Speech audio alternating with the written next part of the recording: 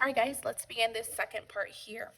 All right, so our first document here is the Mayflower Compact. It was written in 1620. It was created by pilgrims.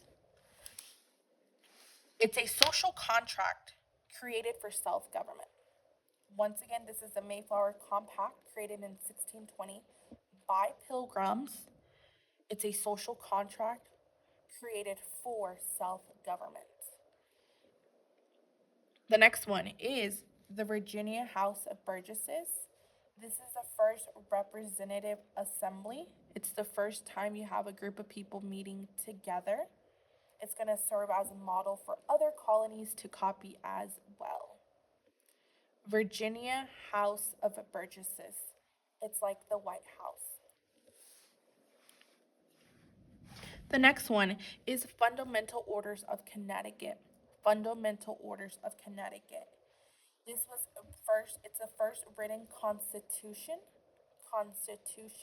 by Thomas Hooker. It's the first written constitution in the 13 colonies by Thomas Hooker. Of course, it's for the colony of Connecticut. Our next one is the Declaration of Independence that was written on July 4th, 1776. July 4th. Basically, it's declaring the colonies free from Britain. It's a declaration of the colonists proclaiming freedom from Britain. The next one that we have is the U.S. Constitution. This was written in 1787. It is a framework, it's an outline for the United States to follow. It was written by James Madison. James Madison. We'll move on to the next ones. All right, so then the next one we have the Proclamation of 1763. The Proclamation of 1763. This is where the king prohibits the colonists from crossing the Appalachian Mountains. King prohibits, does not allow colonists to settle across the Appalachian Mountains. I'm going to draw some little mountains.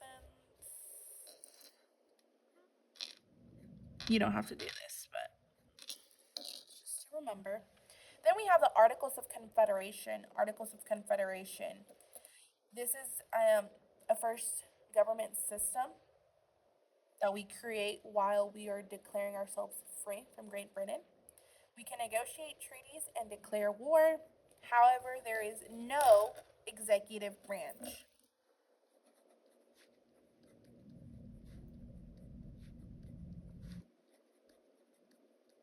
There's no executive branch. Now let's answer these three little questions, okay? It says number one, economic activity in the New England colonies relied heavily on trade, fishing, ships, building, in part because it is cold,